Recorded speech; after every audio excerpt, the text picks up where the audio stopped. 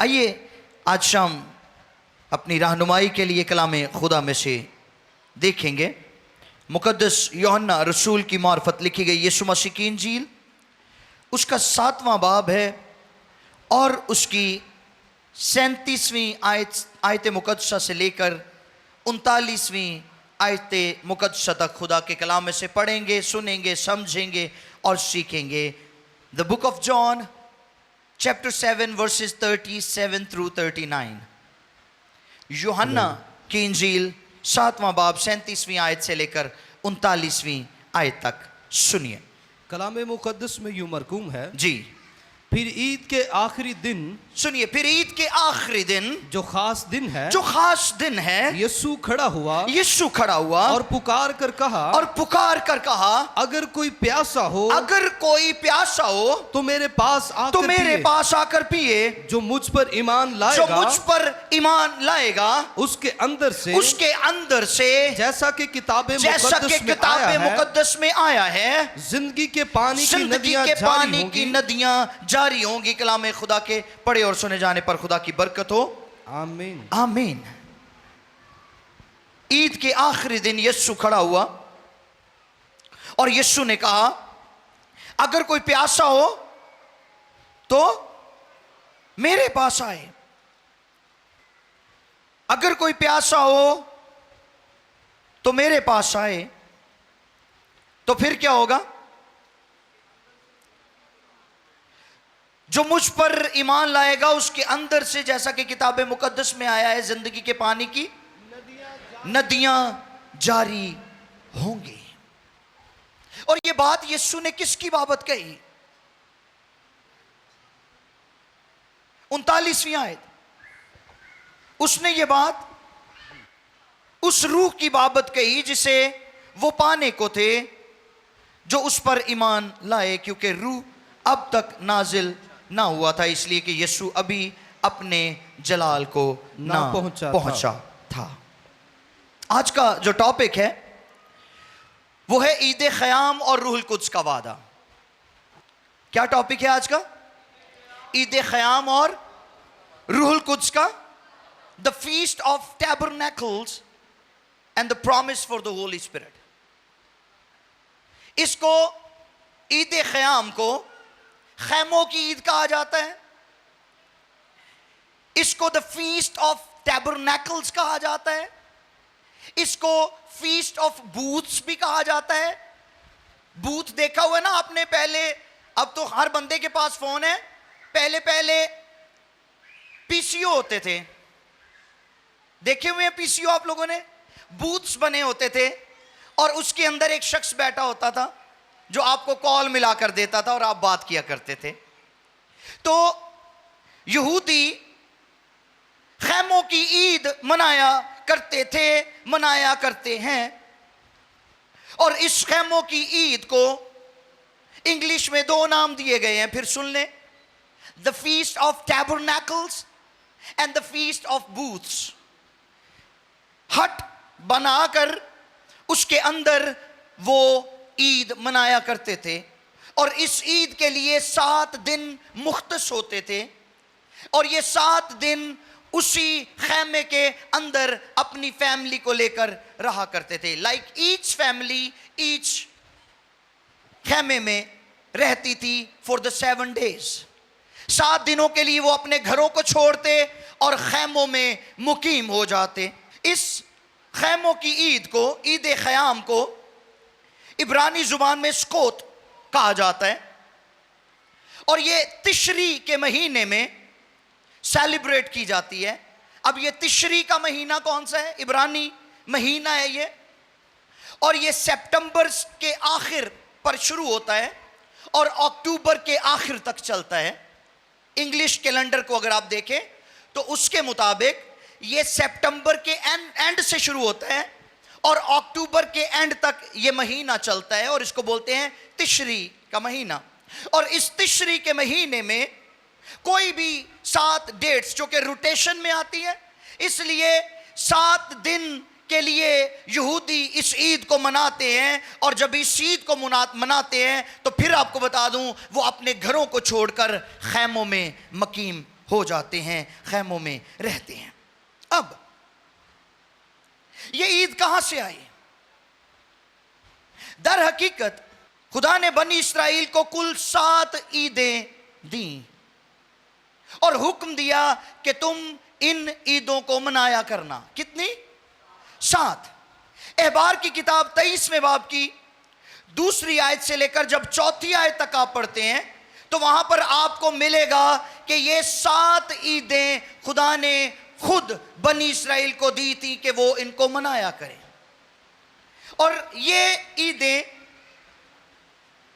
Arbitrary celebrations नहीं थी। Arbitrary का क्या मतलब है? ये कोई ऐसी ईदें नहीं थी जिनमें सिर्फ अच्छे अच्छे कपड़े पहने, अच्छे अच्छे खाने खाए, सैरो तफरीह की और शाम नू पैसे अजाड़ पजाड़ के घर आ गए।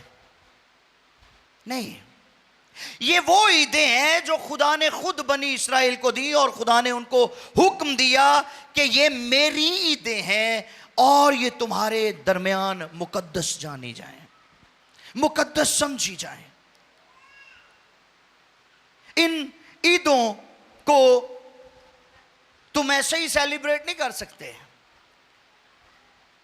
आजकल तो फैशन बन गई है ना ईदां। जिन्नी देर तक कर्जा चुक के चंगे कपड़े ना पा लें उन्नी देर तक ईद नहीं मनाई जानी। हाँ जी, ते कई ते भरा साडे जो जरूरत तो ज्यादा पैसे खर्च लेंदे ते शाम नू बुढ़ी नू भी उड उड पेंदे ते बच्चियां नू भी भज भज पेंदे ने। अज सारा दिन पैसे लग गए ने। ईदों का ताल्लुक इस बात से नहीं है कि आप कितनी इन्वेस्टमेंट करते हैं अपने आप पर या अपने बच्चों पर या अपनी खुराक पर या अपने लिबास पर। ईद का ताल्लुक, फेस्टिवल का ताल्लुक, फीस्ट का ताल्लुक खुदा के साथ है जिसके लिए आप ईद को मना रहे हैं। अब यहूदियों को खुदा ने आप ये त्यौहार मनाने के लिए दिए थे और उनको ताकीद की थी कि इन ईदों को तुम मेरे वास्ते मनाना और ये तुम्हारे लिए मुकद्दस ठहरे। राइट? ईद ख़याम, जो 7 ईदें खुदा ने बनी इस्राएल को मनाने के लिए दी, उनमें ये आखिरी ईद है, ईद ख़याम, खैमों की ईद। और ये 7 दिनों पर मुहित है। और इन 7 दिनों में यहूदी खैमों में रहकर क्या करते हैं? अपने अपने खानदान को लेकर वो खैमे में बैठे रहते हैं। वो क्या करते हैं? वो अपने उस बियाबानी सफर को याद करते हैं। ये कमेमोरेशन का डे है, ये कमेमोरेशन का वक्त है।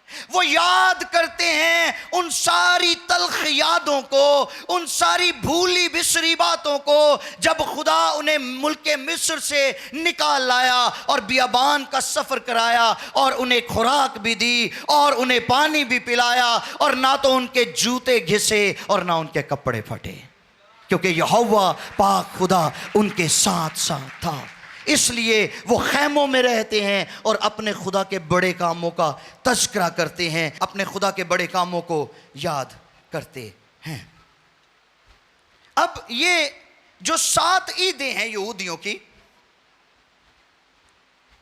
इनमें 3 जो ईदें हैं ये ज़ियारती ईदें हैं। कौन सी? ज़ियारती त्यौहार हैं जिन्हें मनाया जाता है, पिलग्रिमेज फेस्टिवल्स।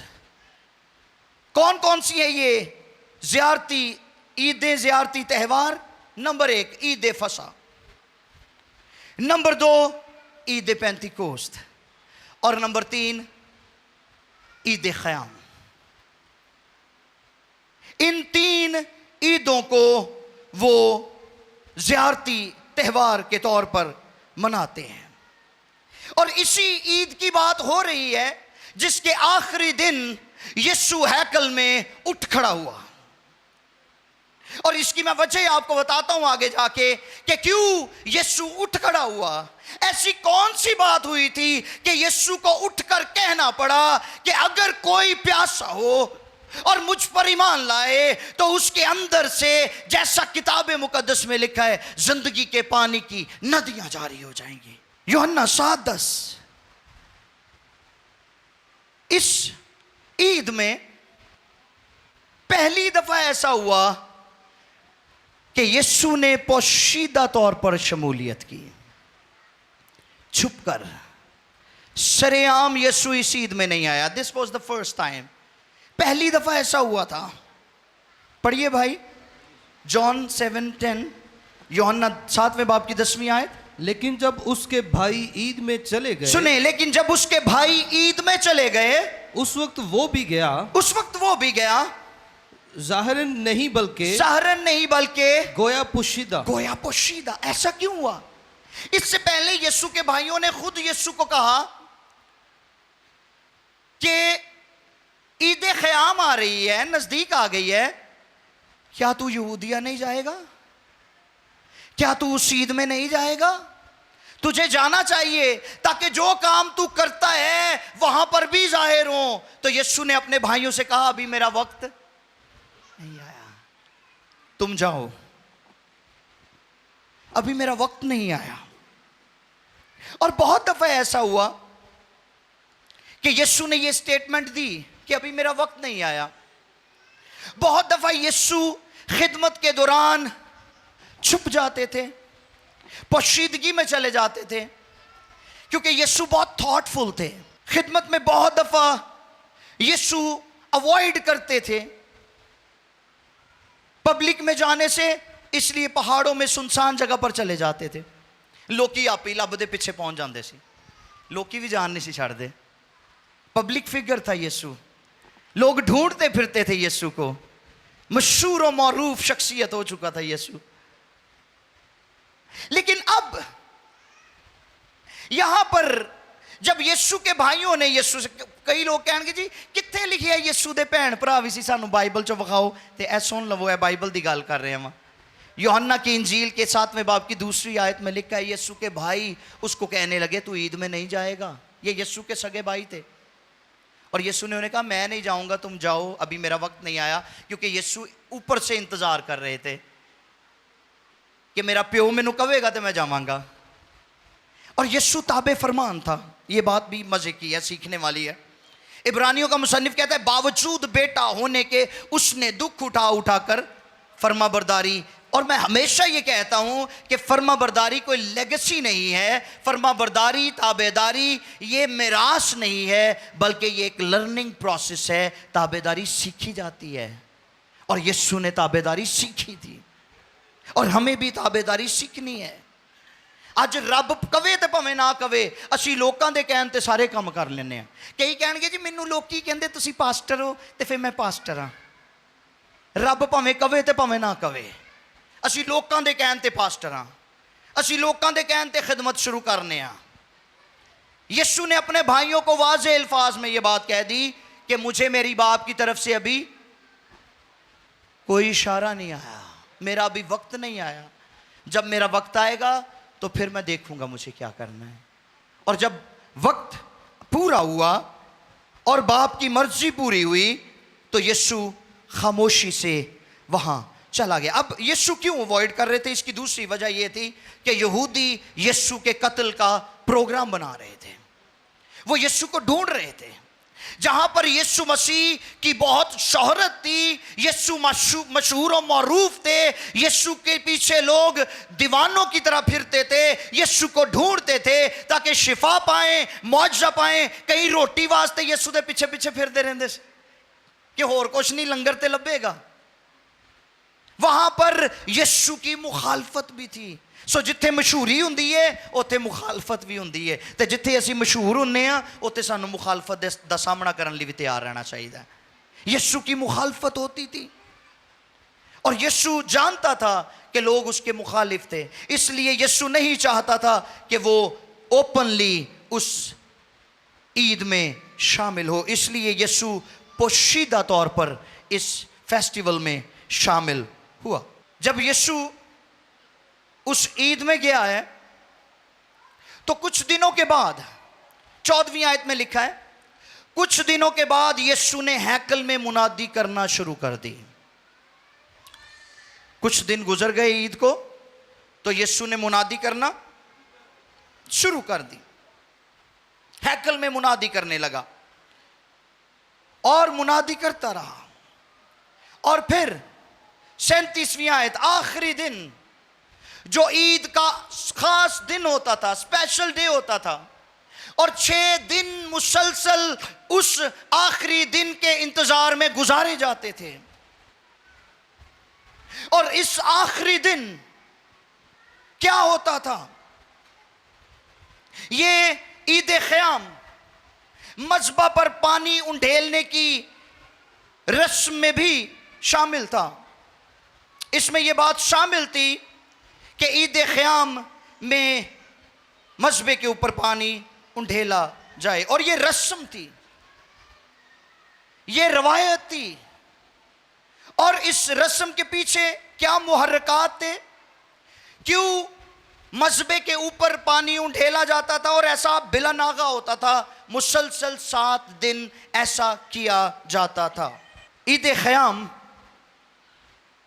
के मौका पर जो ही ये ईद शुरू होती, सरदार काहिन और मददगार काहिन वो इस रोज जिस दिन ये ईद शुरू होती, उस दिन से लेकर 7 दिन तक मुसलसल इस अमल को दोहराते। और ये क्या अमल था? वो हैकल से सुनहरी बर्तन लेते और शेलोह के हौज पर जाते। कहां पर? कभी सुना है ये नाम आपने पहले? शेलोह का हौज। ये वही हौज है जिसके पास यीशु मसीह ने एक जन्म के अंधे को बिनाई दी थी, आंखें दी थी। और ये वो नबीना, यीशु ने बड़े नबीने अखा दी थी, बहुत सारे नबीनों को बिनाई दी, लेकिन ये नबीना भी स्पेशल था क्योंकि इसके आई बॉल्स नहीं थे, इधर डेले नहीं सी है। तो इसके बारे में लिखा है यीशु मसीह ने जमीन पर थूका, मट्टी सानी और 2 आई बॉल्स बनाकर उसके चीक्स पर रख दिए और उसको कहा शेलोह के हौज पे जाके। शेलोह का मतलब क्या है? भेजा हुआ। वहां पर जाके आंखों, और उसने जो ही अपनी आंख मुंह के ऊपर पानी डाला, उसकी आंखें बन गई, और ना सिर्फ आंखें बन गई, उसको दिखाई भी देने लगा। ये वही शेलोह का हौज है। और इस शेलोह के हौज पर सरदार काहिन मददगार काहिनों को लेकर हैकल से सुनहरी बर्तन लेकर जाया करते थे। और जब वो वहां पर जाते थे तो वो जब उस शेलोह के हौज से पानी भरते तो वो एक आयत, यशाया की किताब के 12वें बाब की 3री आयत बुलंद आवाज से बोला करते थे। और क्या थी वो आयत? सुनिए जरा। कलाम मुकद्दस में यूं मरकूम है, हाथ में बर्तन है और पानी भरा, और आवाज क्या निकली?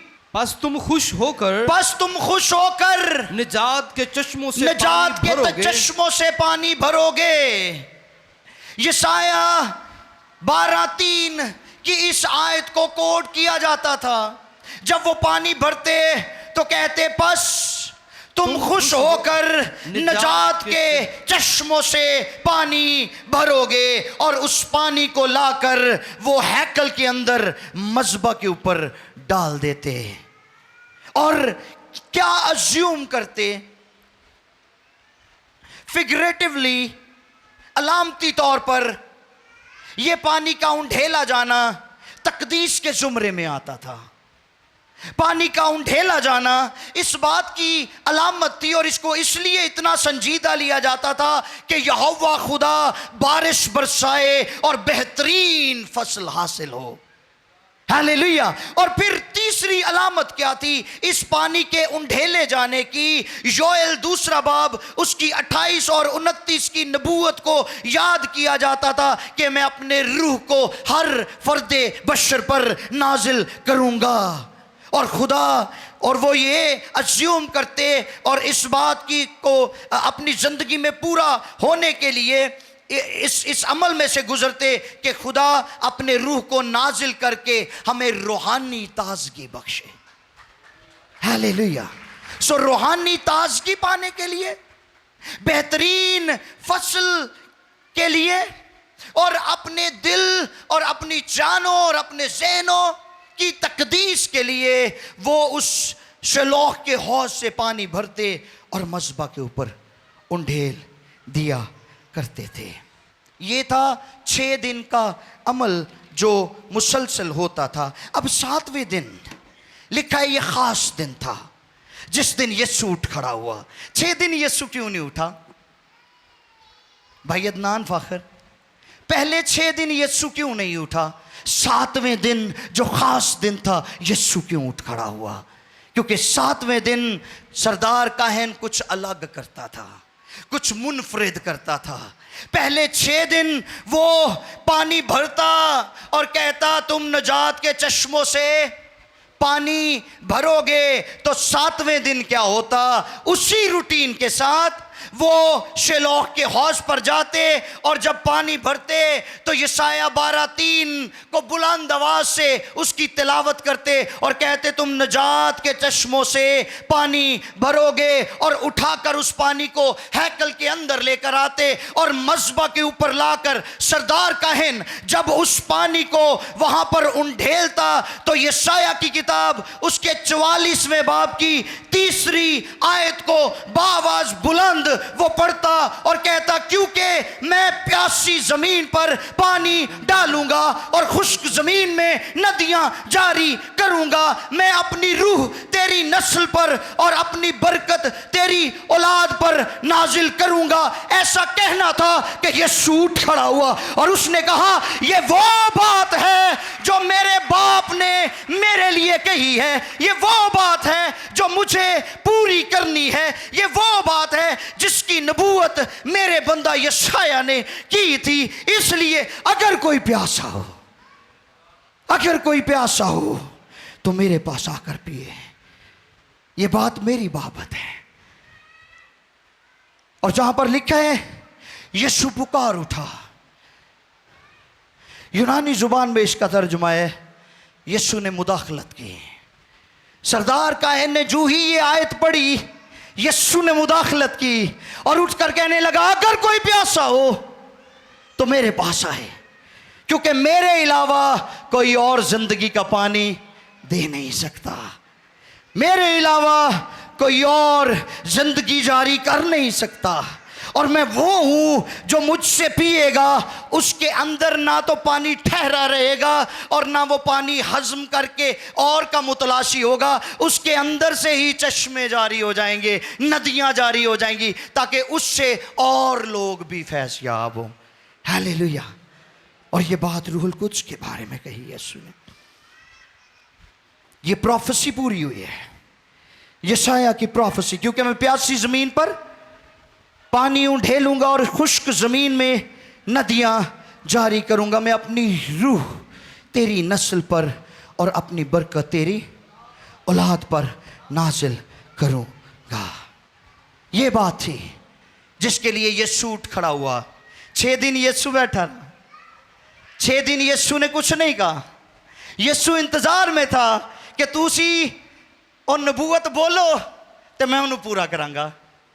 और ये पहली दफा यूहन्ना की इंजील के 7वें बाब में यीशु मसीह ने रूहुल कुद्स का तारुफ करवाया है। हालेलुया। और क्या खूबसूरत तारुफ करवाया है यीशु ने कि रूहुल कुद्स के पानी से जो मुकद्दस हो जाएगा उसे फिर शिलोह के हौज पर जाने की जरूरत नहीं पड़ेगी। रूहुल कुद्स की बारिश बेहतरीन फसल तैयार करेगी। रूहुल कुद्स ना सिर्फ रूहानी ताजगी देगा बल्कि कुव्वत और दलेरी भी देगा। और इस जिंदगी के पानी की ऑफर यीशु ने पहले भी किसी को की थी। यूहन्ना 4 बाब को जब आप पढ़ते हैं उसकी 9वीं आयत है गालबन। जी सर पढ़ो। यीशु ने सामरी औरत से क्या कहा सुनिए। कलाम मुकद्दस में यूं मरकूम है जी। और उस सामरी औरत ने उससे कहा, यीशु याकूब के कुएं पर बैठ गया और जब वो औरत पानी भरने के लिए आई तो यीशु ने उसे कहा मुझे पानी पिला। तो वो कहती तेरे पास तो बर्तन ही नहीं है तो मैं तुझे पानी कैसे पिलाऊं। तो तो यीशु ने उसे क्या जवाब दिया, सुनिए।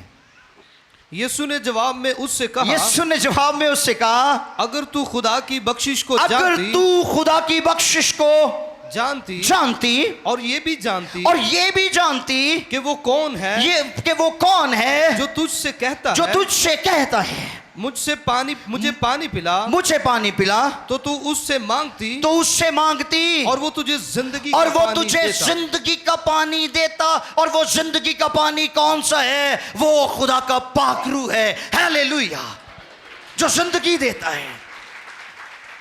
उसको भी ऑफर की थी और उसने फायदा उठाया। वो कहती फिर मैं कल्ली ने नहीं पीना, मेरा पिंड भी पीवेगा।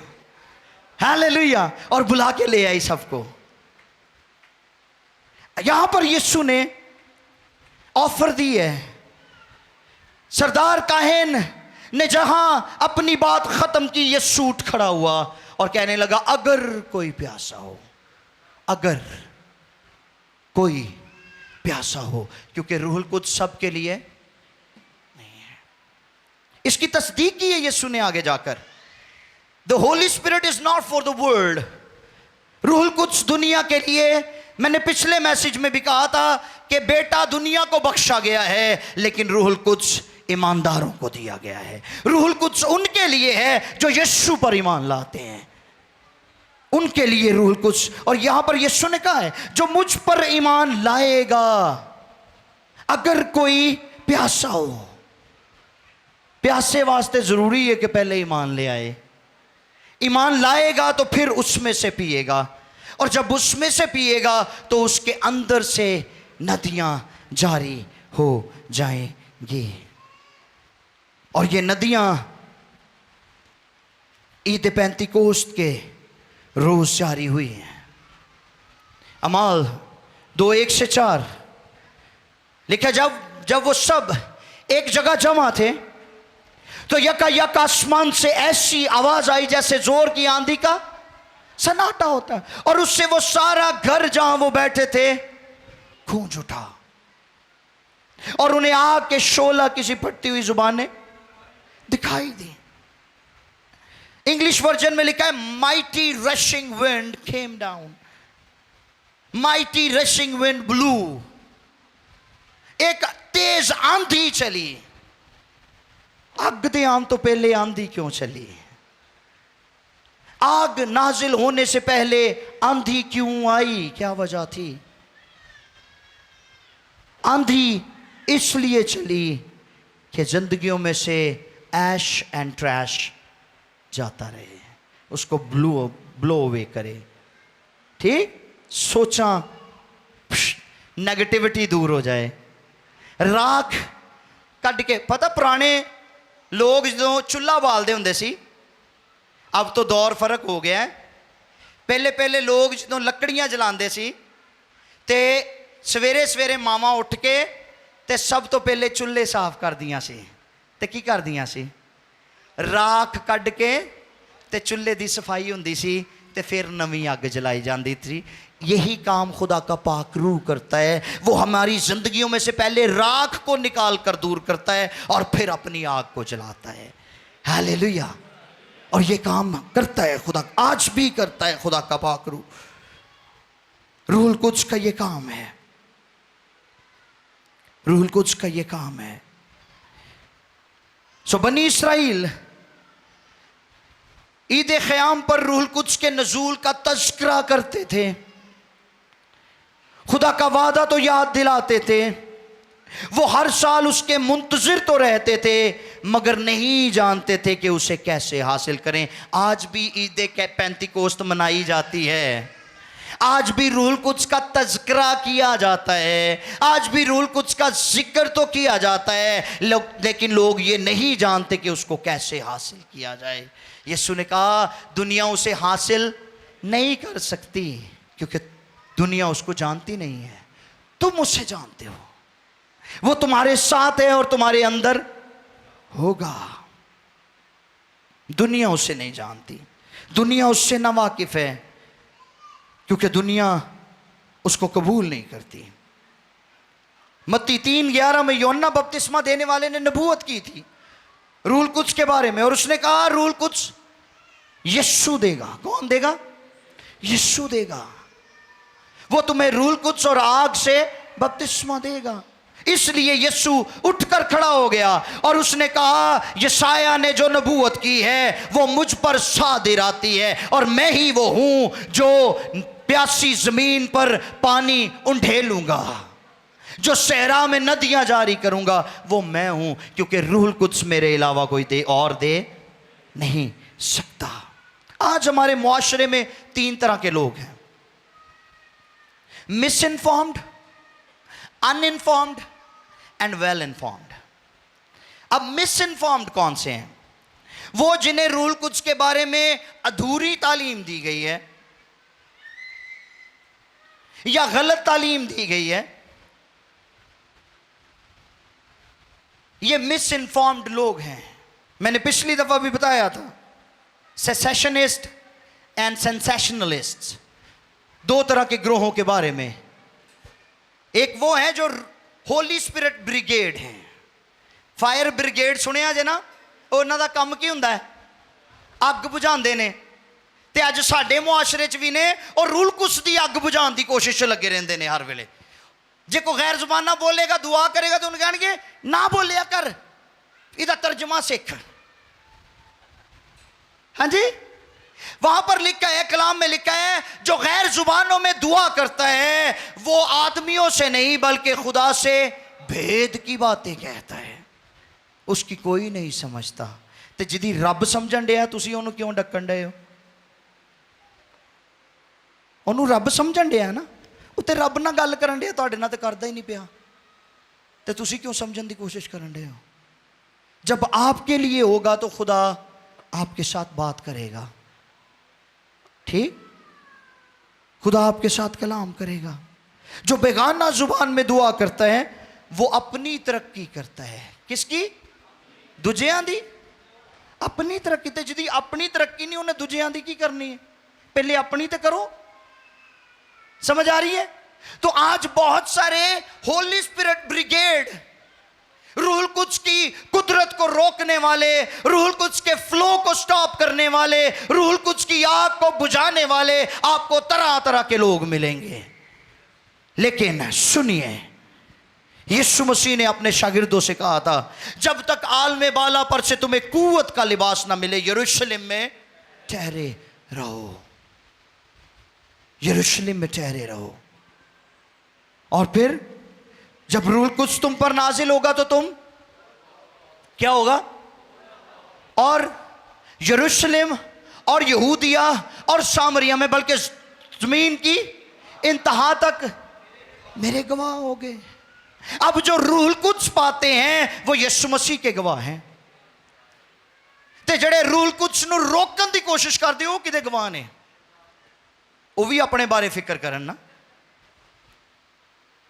जो रूहुल कुद्स पाते हैं वो यीशु के गवाह हैं, वो यीशु की गवाही देते हैं, वो यीशु के लिए दलेरी को पाते हैं ताकि दलेरी के साथ यीशु की गवाही दी जाए। लेकिन जो रूहुल कुद्स को रोकने की कोशिश करते हैं, जो उसके फ्लो को स्टॉप करने की कोशिश करते हैं, वो किसके गवाह हैं? वो भी थिंक आउट करें अपने मुतालिक। इसलिए हमें होली स्पिरिट ब्रिगेड नहीं बनना, हमें डेविल ब्रिगेड बनना है। हालेलुया। हमें इब्लीस को रेजिस्ट करना है। इसलिए मिस इन्फॉर्म्ड ना बने बल्कि वेल इन्फॉर्म्ड बने। दूसरा ग्रुप कौन सा है? अनइन्फॉर्म्ड।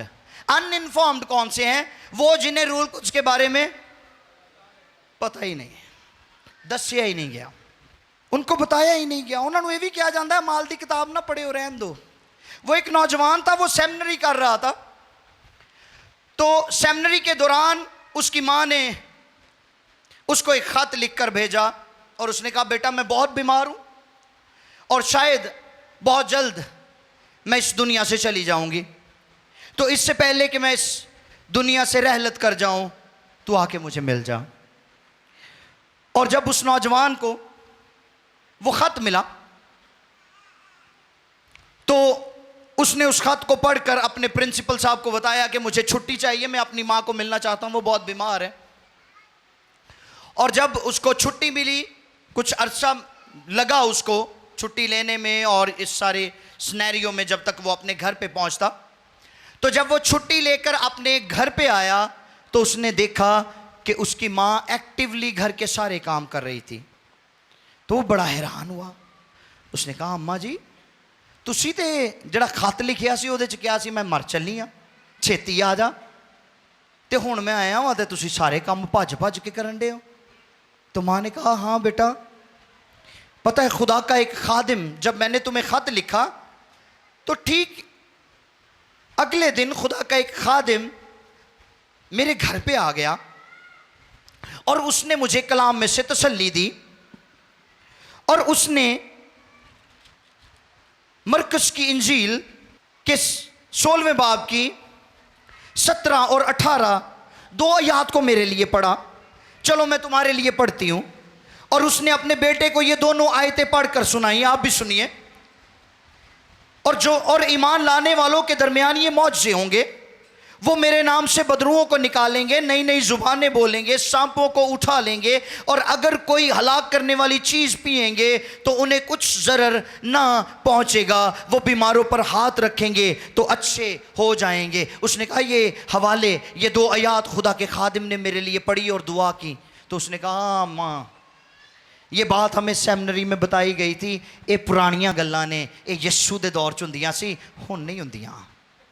उसने कहा, अच्छा मुझे अफसोस हुआ है उन पर जो तुम्हें ये बातें सिखाते हैं, लेकिन अब तुम्हारे गोश गुजारी एक बात करना चाहती हूं कि इन्हीं दो आयत की तलावत के बाद खुदा ने मुझे शिफा दे दी थी। हालेलुया।